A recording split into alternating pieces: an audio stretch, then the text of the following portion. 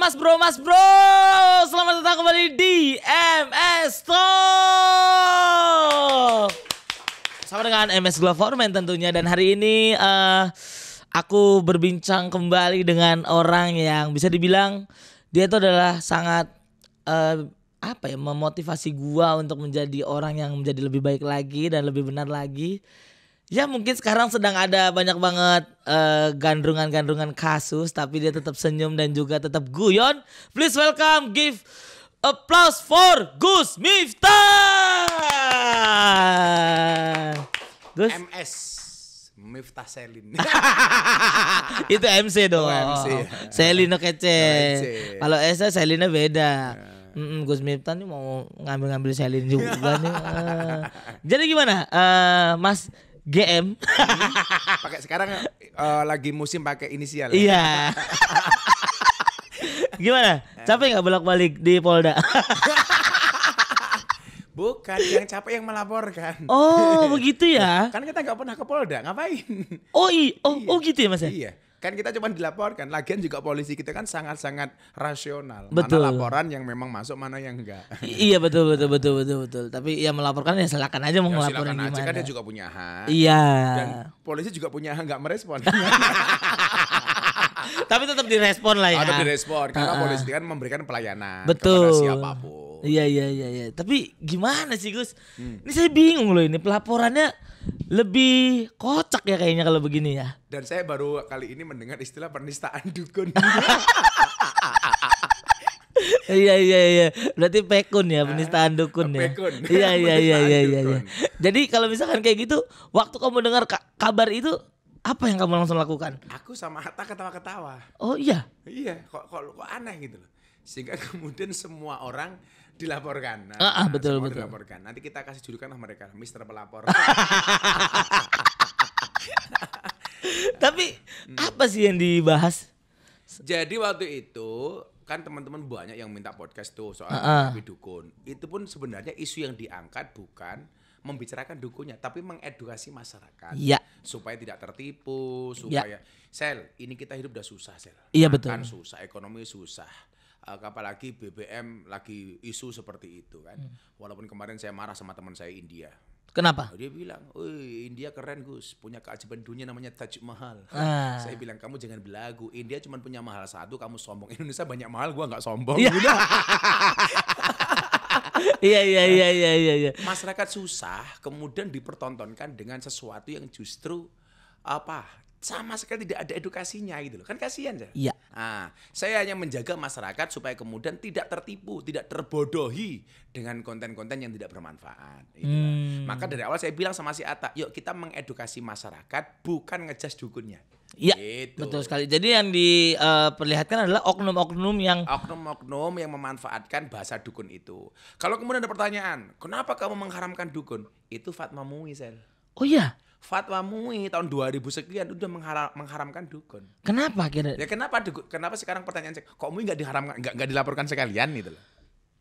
Oh iya. Kenapa MUI itu mengharamkan perdukunan? Karena dari banyak sekian hadis dan dalil. Salah satunya yang bisa saya sampaikan, dan kita di podcastnya Atta itu by dalil.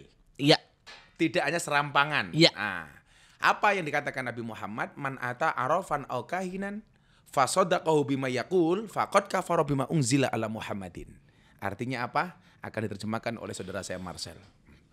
Gus, mohon maaf kita beda server. Oh, udah lupa gua lupa. Tapi nanti kalau misalkan kita bersama ntar kita kabarin lah. Iya. Tapi ntar itu apa artinya Gus? OTW.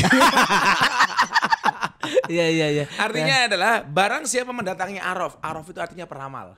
Oh iya. Au kahinan, dukun. Fasodaqahu bima yaqul, kemudian dia mempercayai dengan apa yang araf dan kahin katakan. Faqad kafara bima unzila ala Muhammadin. Maka mereka berarti telah mengingkari apa yang diturunkan Allah kepada Nabi Muhammad. Wow. Bahkan dianggap ingkar dengan Al-Quran ketika percaya dengan omongan dukun. Ini yang ngomong bukan saya. Wow. Tapi hadis. Demikian juga ketika orang mengaku bisa melihat yang gaib. Allah mengatakan dalam Al-Quran, katakanlah tidak ada yang mengetahui sesuatu yang gaib kecuali Allah. Wow. Atau orang yang dikehendaki oleh Allah tahu umpamanya begitu. Marcel pengen tahu nggak? Pengen lihat jin nggak? Tak kasih caranya. Emang bisa? Bisa. Gimana Mas? Bercermin. Berarti saya tiap pagi lihat saya dong. Berarti saya jinnya dong berarti ya. Iya. Tapi bagaimana dengan fenomena para dukun ini yang bridgingannya selalu membawa ayat-ayat Al-Quran, Gus? Ya. Jadi Ada dong yang beberapa. banyak. Ya. Yang pertama saya ingatkan, Nabi Muhammad SAW bersabda. Sekali lagi saya kalau kita mengomentari sesuatu itu by dalil ya. Iya. Artinya bisa dipertanggungjawabkan. Jadi Nabi Muhammad mengatakan begini. Man fassaral Qur'an birra'i falyatabawa maq'adahu minan nar. Barang siapa menafsirkan Al-Qur'an dengan kemampuan akalnya sendiri, maka siap-siaplah mengambil tempat duduk dari api neraka. Wow. Termasuk memperkosa ayat umpamanya. Contoh di sini menggunakan ayat-ayat tidak sesuai dengan kepentingannya. Berarti dengan kepentingan pribadi berarti. Dengan pribadi. Iya. Atau menafsirkannya demi kepentingan politik atau Iya. kepentingan pribadinya dan lain sebagainya. Itu siap-siap mengambil tempat duduk dari api neraka. Wow. Kita memahami bahwa tafsir Quran itu, Al-Quran itu multi tafsir saya. Iya. Contoh beginilah, di depan kantor Tower Juragan 99 ini ada kecelakaan bermotor. Yang melihat antara saya sebagai kiai, kemudian ada polisi, Marcel sebagai maklar umpamanya. Iya. Ini kejadiannya sama, tapi tafsirnya akan berbeda, bener nggak? Begitu dia yang lihat, saya mengatakan apa? Innalillahi wa inna ilaihi rajiun. Terjadi kecelakaan, semuanya kembali kepada Allah. Iya. Kalau polisi yang bilang apa? Wah, ini kecelakaan dimulai dari pelanggaran lampu lalu lintas. Iya. Marcel sebagai maklar bilang, oh ini motornya rusak 30%. Oh. Ini motor 10 juta, harganya tinggal 7 juta. Kejadiannya sama, tapi tafsirnya berbeda, bener nggak? Sudut pandangnya berbeda. Sudut pandangnya berbeda. Iya. Tapi yang perlu diingat adalah tidak sembarang orang boleh menafsirkan Al-Quran. Wow. Kan harus menguasai disiplin ilmu tafsir, ilmu hadis, kemudian ilmu tajwid, ilmu nahwu, ilmu sorof, ilmu nasikh mansukh, ilmu balaghah, sekian banyak disiplin ilmu. Lah persoalannya sekarang hari ini adalah orang baca Quran saja salah. Iya. Pelafalannya, kalau bahasa Al-Quran namanya makhorijul hurufnya, kalau bahasanya Marcel mungkin Vocabnya. vocabnya, Iya. bukan vocabnya loh ya. Oh iya, vocabnya.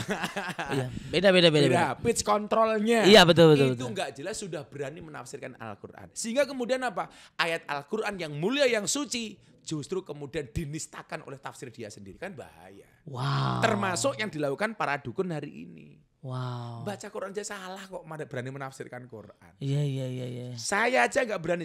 Karena saya merasa bodoh, merasa nggak pinter. Ya daripada saya salah, mendingan saya membaca tafsirnya ulama-ulama yang masyhur. Wow. Lebih selamat. Iya. Itu loh. Jadi kalau hari ini jangan gitu. Tapi itu kadang-kadang kita ngeruqyahnya pakai ayat-ayat Quran. Ah. Marcel tahu nggak? Kita pernah ngeruqyah santri, itu mohon maaf dibacakan ayat kursi. Setannya bilang apa? Setannya juga hafal dengan ayat kursi. Malah dia bilang apa? Emangnya lo doang yang hafal? Gue juga hafal, kata setannya. Gila. Serius, Gus? Serius. Wow. Setannya ketika diruqyah justru menirukan bacaan yang ruqyah. Wow. Makan lebih bagus dia ya. Bahkan soalnya lebih bagus. Wow. Kayak karena begini, kemarin dukun yang mengatakan apa? Oh, Allah Subhanahu wa taala berfirman dalam surat An-Nas. Alladzi yuwaswisu fi sudurin nas minal jinnati wan nas. Itu artinya apa? Yang menggoda dada manusia dari golongan jin dan manusia. Ya. Lah, lucunya dia mengartikan apa? Artinya adalah sesungguhnya Allah menciptakan jin dan manusia untuk beribadah. Ini udah beda ayat. Dan itu terjadi. Masa kayak gitu kok dipercaya? Wow. Ini efeknya sangat dominan. Makanya kemudian saya mengingatkan kepada masyarakat, jangan sampai salah memilih guru. Karena begitu percaya dengan dukun, ada yang menjadikan dukun sebagai guru. Wow. Padahal dikatakan dalam kitab al-ilmu bila saykhin fa saykhu syaiton. Iya. Ilmu tanpa guru, gurunya setan. Dan salah milih guru-gurunya banyak setan. Ini umpama Iya. Marcel pengen belajar agama. Iya. Please, entah kamu belajar agama Islam, Kristen, pilihlah guru yang benar. Betul. Karena kalau salah milih guru, gurunya setan. Wow. Ilmu tanpa guru-gurunya setan, salah milih guru-gurunya banyak setan. Lah, saya nggak mau masyarakat kita dibodohi gitu loh. Apalagi dengan menggunakan tafsir-tafsir agama yang salah. Nah, tapi dalam perjalanan Gus Miftah, apakah Gus Miftah pernah bertemu dengan guru yang salah? Alhamdulillah sampai hari ini tidak. Nah, bagaimana caranya kita bisa memilih guru yang benar dan juga guru yang salah? Yang pertama, ilmu guru dengan sanad ilmu yang jelas. Ya. Karena bagi kami kadang saya ngaji dengan Habib Lutfi, guru Ya. saya. Habib Lutfi ngaji dari gurunya dari gurunya. Itu nanti sampai akhirnya nyambung dengan Rasulullah Muhammad SAW. Ya. Jadi ilmunya itu sanadnya bersambung, nasabnya bersambung, urutannya nyambung. Ngomongin begini, suatu saat Marcel belajar ngaji sama gua nih. Iya. Marcel dapat ilmu dari saya. Oke. Miftah dapat ilmu dari Habib Lutfi dari gurunya, itu nyambung sampai Rasulullah. Jadi pertanggungjawaban ilmunya itu bisa dipertanggungjawabkan, Sel. Oh. Beda kalau kamu cuma stand up komedi, mau guyon mau apa, nggak perlu pertanggungjawaban, yang penting lucu. Ya. Kenapa? Karena kalau nggak lucu nggak dibayar. Betul, setuju, setuju. Tapi kalau ilmu agama nggak bisa, Sel. Uh-uh. Harus ada sanatnya, nyambung. Nyambungnya. Nasab. Nasab. Marcel dari siapa, siapa dari siapa, siapa dari siapa, akhirnya nyambung sampai Rasulullah. Kalau dari Rasulullah pasti langsung dari Allah. Kan begitu. Dan itu pasti ada pertanggungjawabannya pasti ada kan. pertanggungjawabannya, tidak ngawur. Sekarang aduh ya Allah. Kalau hanya untuk kepentingan konten, yang cerdas dikit lah. Nah, itu benar. Betul. Kalau mau posting ya postinglah yang penting, jangan yang penting posting. Iya. Nah, gitu. Tapi apakah Gus Miftah pernah melakukan tafsiran hanya untuk konten? Oh, saya nggak berani. Saya kalau harus menggunakan. Padahal bisa ya? Padahal kalau kita semampunya juga bisa. Tapi saya menyadari kekurangan saya. Kenapa? Mendingan kita cari yang aman. Karena semuanya butuh dipertanggungjawabkan. Makanya kalau saya mengajarkan sesuatu kepada Mas Gilang, saya juga sama. Saya harus punya dasar. Iya. Karena kalau saya nggak punya dasar, saya ngomong sama Mas Gilang. Sama Mas Gilang salah, saya salah dong. Iya. Guru itu fungsinya gimana, Sel? Contoh begini. Kenapa Marcel, sorry ya, ketika bikin acara, Marcel stand up lah. Kemudian Gus Miftah pengajian.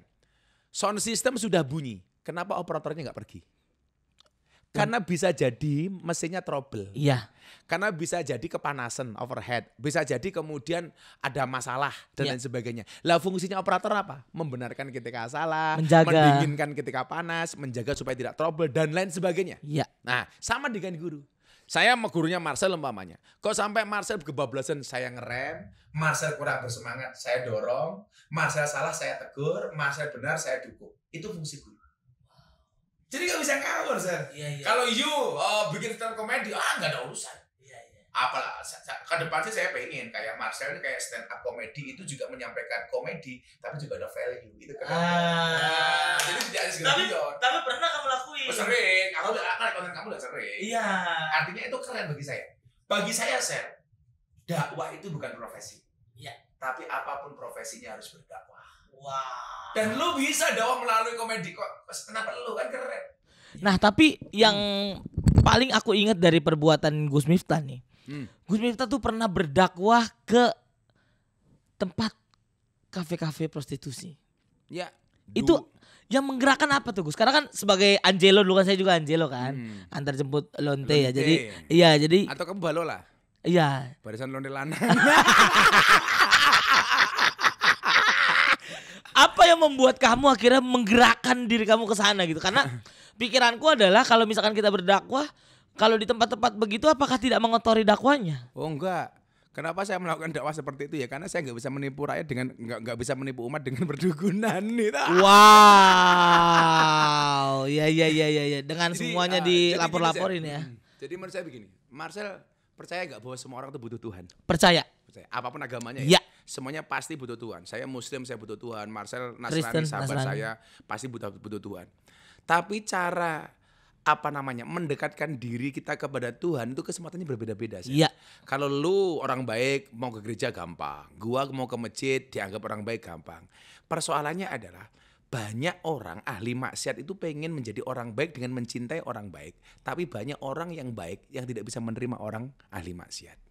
Wow. Jadi orang jelek itu, Sel, kalau melihat orang baik, dia termotivasi untuk menjadi orang baik. Betul. Tapi banyak orang baik ketika melihat orang jelek hanya bisa ngejudge, menghakimi dan menyalahkan. Iya. Kayak misalkan saya nih, Ah. ada barang yang hilang, tetap saya yang dituduh. Tuduh. Padahal yang hilang barang saya. tetap saya yang dituduh. Iya, bisa begitu. tuh. Karena wajahnya Iya, wajah saya begini. Udah tertuduh kan? Udah tertuduh. Saya kasih contoh, Sel. Saya dulu pernah ada pengajian di Bekasi, mau pindah ke Cikarang, melewati Kalimalang. Kan dulu banyak tuh bantaran Kalimalang, rumah-rumah Iya. kecil lah gitu. Pinggir-pinggir. Begitu lihat saya, Gus mampir. Saya mampir. Saya tanya, yuk pengajian sebentar yuk. Kalian semalam dapat duit berapa sih? Minimal 200.000 Kiai. Sekarang yang berangkat berapa? 100 orang. Mau nggak janji sama saya? Apa, Gus? Tak kasih uang per orang 200.000, tapi malam ini pulang nggak usah bekerja. Wow. Mau nggak kalian? Oh yaudah apa nggak apa? Mau. Akhirnya mereka main sama Gus. Enggak. Maksudnya pengajian. Pengajian saya lah. Karena kamu waktu itu yang mewakili kamu. Saya ngatur semuanya. Kan anjing lu. Iya.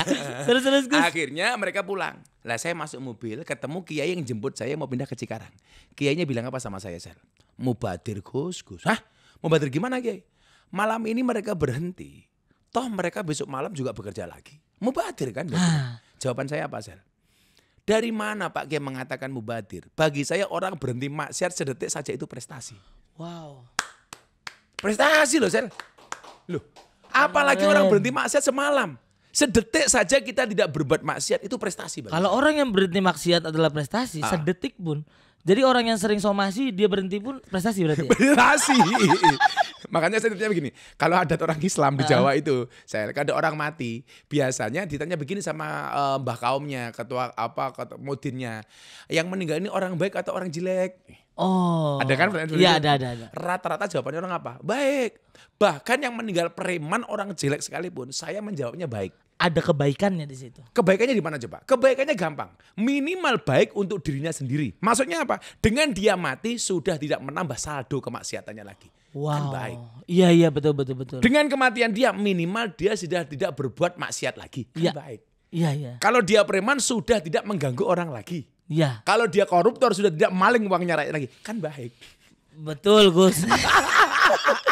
Makanya walaupun yang mati orang jelek sekalipun, saya jawab tetap baik. Karena minimal ada kebaikan untuk dirinya sendiri. Iya. Lah, persoalannya begini. Orang itu kalau merasa dirinya baik, mohon maaf, naudzubillah min dzalik, sukanya menyalahkan orang lain. Iya. Orang ahli maksiat menatap orang baik dengan penuh kacamata kasih sayang, sementara orang baik menatap ahli maksiat dengan kacamata kebencian. Wow. Saya nggak mau, saya nggak mau, karena saya meyakini semua orang berpotensi sama. Orang baik sama orang jelek itu kan bedanya tipis, Sel. Orang baik pernah berbuat jelek, orang jelek pernah berbuat baik. Iya benar. Iya. Orang baik kenapa dikatakan baik? Karena kebaikannya lebih banyak daripada jeleknya. Iya. Orang jelek karena dikatakan jelek karena jeleknya lebih banyak daripada baiknya. Iya. Persoalannya satu, Sel. Kita hari ini sering menjadi hakim dan jaksa bagi kesalahan orang lain, tapi menjadi pengacara bagi kesalahan kita sendiri. Wow, Gus Miftah 2022 guys. Tapi aku penasaran deh Gus. Gus Miftah nih sebijak ini. Apa yang membuat kamu bisa sebijak ini? Apakah dulu hidup kamu memang lurus-lurus aja atau ada masa kelamnya? Saya pikir orang baik punya masa lalu, orang jelek pasti punya masa depan. Alhamdulillah, Sel. Kita tidak pernah punya pengalaman yang saya itu nemenin orang mabuk sudah 20 tahun. Wow. Tapi alhamdulillah saya ngerokok pun tidak. Sama sekali? Apalagi minum alkohol. Saya biasa nemenin orang minum alkohol. Jujur saja salah satu orang yang hari ini dia alhamdulillah bisa bertobat. Om Prasetyo Edi Marsudi. Beliau nggak akan malu saya sebut karena memang itu beliau pernah ceritakan nggak apa-apa. Yang punya bengkel kafe, sekarang ketua DPD DKI. Wow. Dulu dia mabuk macem-macem, gua tungguin, Sel. Apa alasannya? Saya yakin, saya sambil nungguin beliau, saya doain beliau, ya Allah kasih dia taubat, ya Allah uruskan dia, berikan hidayah. Tapi kan biasanya kita kan orang tuh kayak spons tuh Gus. Maksudnya di mana kita ditaruh di situ kita menyerap. Kan apa yang membuat kamu nggak menyerap itu? Jadi saya pikir begini.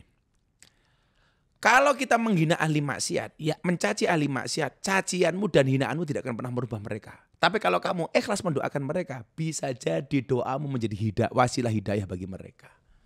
Wow. Lah kalau posisinya seperti itu, you pilih mana? Mencaci atau mendoakan? Mendoakan. Kalau kalian memang tidak bisa seperti apa yang saya lakukan, minimal doakan ahli maksiat itu. Bukan kamu caci. Wow. Kamu caci gak akan merubah mereka. Setuju, kita keper lah ya. Semakin ditekan semakin loncat tinggi. Semakin loncat tinggi. Iya. Makanya saya berusaha. Makanya kemudian saya tanya, bagaimana pola yang Anda pakai? Saya bilang, saya copet. Tapi bedanya Gus Miftah dengan copet terminal 1. Copet terminal itu gak pinter, Sel. Yang dicopet dompetnya, ketahuan dipukuli kepalanya. Iya. Kalau Gus Miftah yang saya copet hatinya. Kalau hatinya sudah tercopet, jangankan dompetnya, dompet lainnya pun pasti akan diberikannya. Oh, berarti penjilat juga berarti Gus ya? Bukan. Masa hati dijilat? Sama kayak saya berarti. Iya, sama kan? Kalau kamu copet dompetnya Selin, dipukuli kamu. Dipukulin. Saya ambil coba kalau hatinya Selin kamu copet. Iya. Jangankan dompetnya. Yang lain juga dikasih. Iya, dompet saya juga dicopet sama dia. Tapi pertanyaannya adalah ketika kamu melakukan kayak gitu kan pasti ada pro kontranya kan? Oh pasti. Saya mau dibunuh orang berapa kali. Kenapa? Ya karena dianggap mengganggu eksistensi mereka di klub malam, di lokalisasi. Saya dulu ada preman besar di Jogja mau nodong pistol saya 3 kali alhamdulillah. Kemudian kalau Marcel masih ingat nama besar di Jakarta Maung Hercules. Tahu. Alhamdulillah dari jamaah saya. Karena melihat kepribadian dan akhlak saya ketika ngaji. Beliau ikut saya, alhamdulillah. Saya bilang, "Bah, saya udah puluhan tahun di dalam dunia premanisme. Saatnya saya menghabiskan waktu saya untuk mengawal abah pengajian." Wow. Si Hercules. Wow. Dan bagi saya nggak bisa mengatakan saya lebih baik daripada Hercules. Hercules itu setiap hari Jumat itu santunan anak yatim 500 orang. Dan itu nggak dikontenin. Dan itu nggak dikontenin. Coba kita, uang 100.000 ngasih uang pengamen dan dikontenin. Iya. Hercules kalau Ramadan bisa 3.000 sampai 5.000 anak yatim dan nggak dikontenin. Wow. Siapa yang lihat? Enggak. Wow. Kenapa kita masih ngecap orang lain jelek terus? Kalau dia udah udah bertobat, bisa menjadi singa-singanya Allah yang menyebarkan kebaikan kan. Iya. Dan waktu aku ingat banget waktu kamu ke lokalisasi, bukan kamu yang konten tapi orang lain yang. Orang lain. Iya. Aku sampai hari ini nggak pernah makan uang YouTube. Sampai hari ini. Sampai hari ini. Tapi uang endorse makan kan? Oh endorse. Kalau nggak gitu aku nggak dikasih sama MS. Iya. Mas Gilang tambahin. Pertanyaanku kenapa kamu nggak mau makan uang AdSense YouTube? Saya kalau pengajian saya di daerah, aku berharap satu saat Tuhan mengendaki walaupun kita berbeda agama ya. Iya. Satu saat nanti Marcel datang ke pengajian Gus di Jogja. Kebetulan pondoknya Gus itu 60% tetangganya Katolik. Serius? Serius. Ini saya besok ulang tahun pondok dari tanggal 16, 17, 18. 16-nya aku konser kebangsaan sama Denny Caknan yang juga endorse-nya MS Glow kan. Itu panitianya muda-mudi Katolik. Wah, berarti habis dari Kulullahu Ahad langsung itu haleluya berarti kita. Bukan. Artinya begini.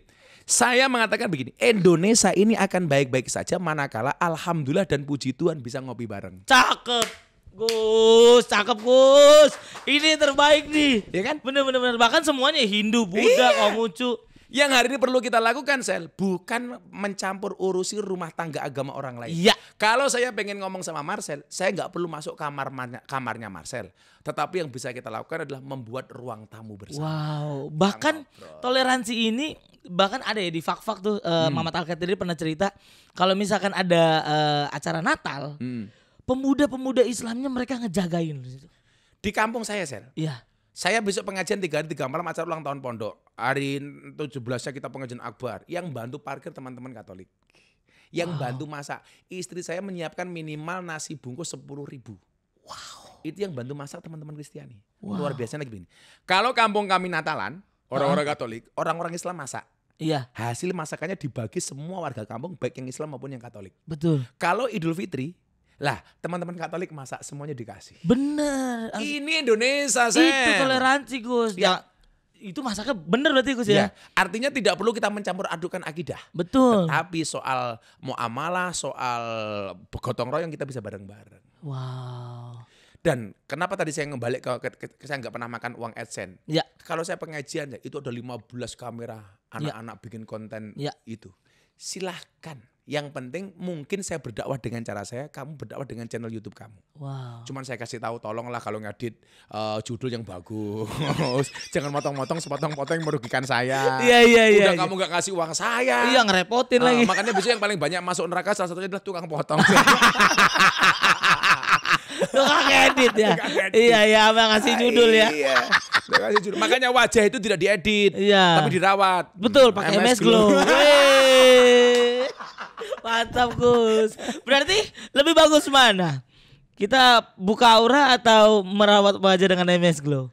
Kalau saya tanya begini, Gus bisa nggak bedah aura dengan cara perdukunan? Saya bilang kalau bedah aura saya nggak tahu, tapi kalau bedah aurat saya tahu. Auratnya istri saya yang bedahkan saya. Gitu. Ya kalau daripada kamu wajahnya pengen glowing, nggak usah bedah aura. Ya beli MS Glow. Betul pasti. Logis, itu paling benar. Yang logis saja lah itu loh. Iya. Wajah itu dirawat bukan diedit, apalagi kemudian didukunkan. Betul. Nggak ada tolak ukurnya itu loh. Tolak ukurnya apa? Coba keberhasilan. Oh, katakanlah begini. Benarkah Selin itu jatuh cinta sama si Marcel? Itu benar-benar cinta atau karena perdukunan? Tolak ukurnya apa? Tolak ukurnya tidak ada Gus. Nggak ada. Tidak ada. Apakah semua orang jelek yang nggak boleh cakep ceweknya kan? Justru Nabi Adam itu anaknya kawin silang. Oh iya benar. Jadi kalau anak Nabi Adam yang cowok itu cakep, istrinya jelek. Nah, kalau yang cowoknya itu jelek, istrinya cakep. Biar Jadi kamu itu menurunkan warisannya anaknya Nabi Adam kamu itu kalau jadi sama saya. kayaknya jelek. Sehingga kemudian apa? Ada kawin sila. Iya. Makanya dulu kenapa ada peristiwa Qabil dan Habil saling bunuh? Karena yang satunya cemburu. Kenapa aku cakep dinikahkan dengan yang jelek? Itu loh. Jadi kalau jelek dapat cantik, itu ya yang terjadi adalah syukur dan sabar. Jadi kamu dapat Selin bersyukur, Selin dapat kamu bersabar. Sabar lah dia. Tiap pagi kalau ngeliat muka saya kan bisa serangan jantung mulu. Loh, siapa nih? Si Marcel pakai topeng monyet, Selin nggak kaget. Iya. Dibuka malah kaget. Iya. Ini untung Gus ngobrolnya sama saya. Cuma sama yang seberang di somasi.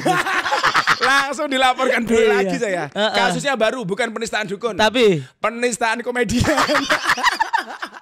gimana nih GM? Apa dilaporkan. Iya. Ya Allah. Semuanya dilaporkan ya. Tapi intinya adalah yang kamu bawa itu ya, sejujurnya Gus ya. Kamu tuh membawakan sebuah hal yang berat tapi dengan apa ya, dengan hal yang sangat mudah gitu, smooth banget. Saya selalu pengen menyampaikan sebuah value itu dengan dua cara. Edukasi dan rekreasi. Edukasi dan rekreasi. Ada kalanya orang menyampaikan value, hanya edukasi tok, itu membosankan saya. Iya. Tapi kalau juga hanya rekreasi tok, nggak ada edukasinya, ya Bosan juga. Bosan juga. Makanya saya juga katakanlah, oh aku latihan teknis ngelawak dari seorang Marcel umpamanya. Wow. Marcel juga nggak ada salahnya belajar. Saya pengen belajar mengedukasi masyarakat. Saya belajar dari pendeta siapa atau ustadz siapa, itu bagi saya keren. Cakep tuh Gus. Terus ada orang saling melengkapi kan, Sel. Benar. Barang gue pengen, Marcel asik tuh kalau ngomong segitu banyak. Menarik, kenapa? Karena Marcel pintar guyon. Kenapa nggak gua contoh? Iya. Atau sebaliknya, asik ya jadi ustadz, ternyata menyampaikan value. Lah kenapa nggak digabung dengan nilai-nilai itu? Setuju. Ini bagi saya saling melengkapi. Iya. Gitu lah. Lah saya pengen kemudian menjadikan sesuatu yang rumit sekalipun itu menjadi ringan. Makanya saya punya hari ini kajian kebangsaan, moderasi beragama. Beragama dan bernegara yang happy dan menyenangkan. Wow. Udah jalan Gus? Jalan alhamdulillah. Saya besok pagi ini ke Malang. Makanya saya harus ketemu Mas Gilang besok. Karena sebelum acara saya ketemu Mas Gilang. Saya bilang begini, Sel. Surga itu gambarannya apa sih? Nikmat. Nikmat itu gambarannya apa? Menyenangkan. Iya. Menyenangkan itu gambarnya apa? Senyuman. Iya. Nah, neraka gambarnya siksa. Siksa itu simbolnya apa? Cemberut. Makanya besok Marcel kalau punya istri dilihat, istrinya banyak cemberutnya apa banyak senyumnya. Kalau istrimu banyak cemberutnya berarti rumah tanggamu kayak neraka. Iya juga ya. Kan? Makanya kita buat sederhana saja. Iya. Artinya kalau kita dengan seperti ini udah bahagia, Sel. Kan gak perlu bermaksiat. Iya. Kan gak perlu kamu beli video orang lain. Iya betul. Karena kan saya kan belum ada pasangannya. Masih free. Gimana? Maka saya ingatkan sama Marcel. Itu kan bantu UMKM Gus. Iya, makanya saya ingatkan sama Marcel. Gunakan waktumu sebaik mungkin. Iya. Kenapa? Karena sedetik saja berharga, apalagi 19 detik ya. Sel. Yang kemarin saya dapat 6 menit kok. 6 menit. Lah, kalau kita dengan ngobrol segini aja Anda nonton podcast ini bahagia. Iya. Nggak perlu bermaksiat kan dengan bahagia. Makanya kenapa dunia malam itu dikatakan dunia hiburan? Pertanyaan saya, yang datang ke klub malam orang susah apa orang senang? Orang susah. Orang susah mencari senang. Ya. Makanya dunia hiburan malam. Pertanyaan saya begini, kenapa mereka mencari kesenangan di tempat hiburan malam? Karena mereka tidak pernah mendapatkan kesenangan di tempat pengajian. Wow. Makanya pengajiannya kita buat menyenangkan supaya tidak datang ke tempat hiburan. Wow. Coba kalau hanya dengan mendengarkan podcastnya si Marcel, dengar kamu open mic orang bahagia. Ya. Nggak perlu ngerem dong, Sel. Iya. Setuju. Itulah kenapa teman-teman saya pada bilang kalau sholat Jumat ya suka ketiduran. Iya, Mohon maaf nih Gus. Karena memang nggak bisa guyon. Iya. Jumatan harus khusyuk. Betul. Tapi sekarang udah banyak banget yang bisa guyon. Apa? Dia dengan membawa kehidupan sehari-hari, relate. Iya. Jadi kalau toh minimal nggak bisa guyon, materi yang disampaikan dalam khotbah Jumat nggak usah berat-berat. Iya. Kayak saya ditanya, Gus, kenapa rumah tangga rumit? Iya, rumah tangga itu pasti rumit. Karena kalau sederhana namanya rumah makan. Ya. Masuk. Lucu banget Gus Miftah nih. Udah lucu ahli sorga lagi. Ahli surga disingkat apa, Sel? Apa tuh? Asu, ahli surga. Jadi Miftah asu ya. Gak berani. Coba kalau saya ngomong. Coba seorang stand up aja masih nggak berani karena tahu etika. Iya. Masa dikit-dikit dilaporkan. Lucu banget. Emang begitu orang kalau jarang ngobrol sama istrinya. Teman saya maksudnya. Iya. Teman saya juga begitu. Kenapa sih orang kok digede-gede lapar? Mungkin mainnya kurang jauh. Iya, teman saya maksudnya. Teman saya, bukan mereka kan. bukan. Kita kan punya teman masing-masing, ya kan Gus? Mungkin punya teman masing-masing. GR banget. Mainnya kurang jauh, tidurnya kurang malam, kopinya kurang kental, Iya. wajahnya kurang glowing. Kamu tahu kenapa wajahnya kurang glowing? Kenapa? Good looking berangkat dari good rekening. Iya. benar. Ada. Subhanallah ya. Yang penting kan hablum minannas hablum minallah, Gus. Jadi persoalan akidah memang saya dengan Marcel sendiri-sendiri. Ya. Gua ke masjid, Marcel ke gereja. Tapi begitu persoalan podcast, ngobrol, bikin kopi bareng, kerjasama bikin jembatan, kita bisa bareng-bareng. Selalu jadi semuanya ya. Iya, asik lah hidup Indonesia. Mudah-mudahan nih Gus Miftah bisa membuat di Cilegon ada gereja ya, mudah-mudahan. Lagi rame penolakan gereja dan lain sebagainya. Kalau saya ditolak atau tidak kembali kepada surat keputusan bersama kementerian. Ya. Memungkinkan nggak di situ pendirian gereja? Ya. Kan di SKP udah diatur. Ya. Kalau memungkinkan kenapa ditolak? Tanda tangannya kan harus ada beberapa orang makanya, di sana. kalau tidak memungkinkan ya jangan dipaksakan. Ya. Tapi kalau memungkinkan jangan ditolak dong. Ya. Demikian juga dengan pembangunan masjid umpamanya di wilayah timur Indonesia. Ya. Kalau memang dengan SKB sesuai dengan SKB kenapa tidak? Betul. Tapi kalau tidak sesuai jangan dipaksakan. Betul. Itu loh. Setuju. Di depan Pancasila kita semuanya sama. Kita bersanding bukan untuk bersaing. Kita bersanding tidak untuk bersaing, tapi untuk saling mengingatkan. Maka kita nggak boleh baperan. Biasa-biasa aja. Iya. Cuman dengan Gus Miftah yang selalu membawakan guyonan bersama dengan materi-materi yang berat menurut saya, Gus. Pernah ada yang kayak misalkan dihack gitu-gitu? YouTube Instagram. anak-anak santri itu dulu pernah hilang selama 2 minggu. Karena Ya dihack. sama orang kripto. Sama siapa? Kan biasanya nge-hack itu kan orang kripto. Waktu itu kita sampai hilang akunnya. Kalau beda dengan korek, kalau korek api itu kan beda. Pacar itu kan kayak korek api. Ya kalau nggak hilang ya diambil teman. Iya. Akun kita diambil orang waktu itu. Namanya berubah. Jadi Alhamdulillah setelah melalui proses 2 minggu kemudian pulih lagi. aman ya gitu. Saya yakin kok kalau hidup itu pasti banyak diselimuti masalah. Iya. Karena kalau diselimuti wijen namanya onde-onde. Oh mantap.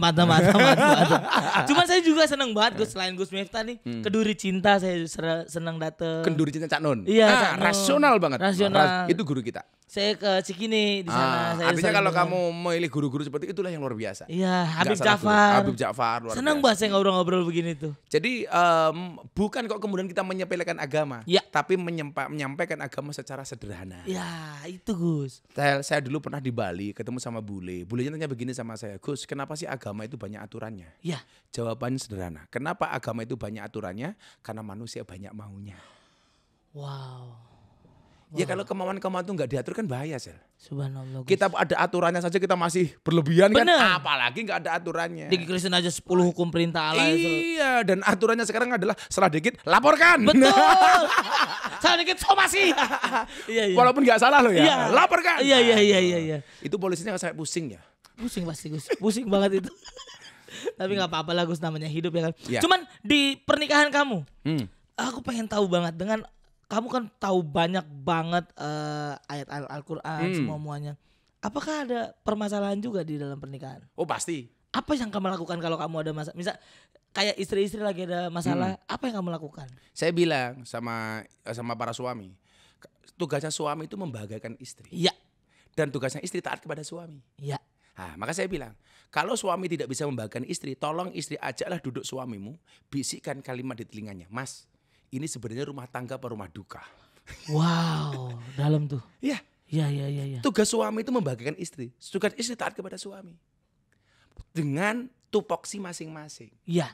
Lah, saya selama ini selalu menjaga perasaan istri. Kenapa? Jagalah perasaan istrimu. Kenapa? Karena gajimu tidak mampu membeli perasaan istrimu. Wow.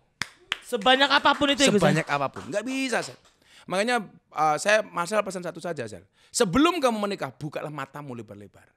Tapi setelah kamu menikah, tutuplah matamu rapat-rapat. Godaan pasti banyak ya Gus. Oh pasti. Kamu dideketin cewek-cewek gitu ya kan Bang. dunia kita hampir sama tuh. Iya. Apalagi kan kemudian teman-teman tahunya kalau di daerah itu Gus Miftah itu ustadznya artis, Iya. kayaknya selebritis dan sebagainya. Pasti.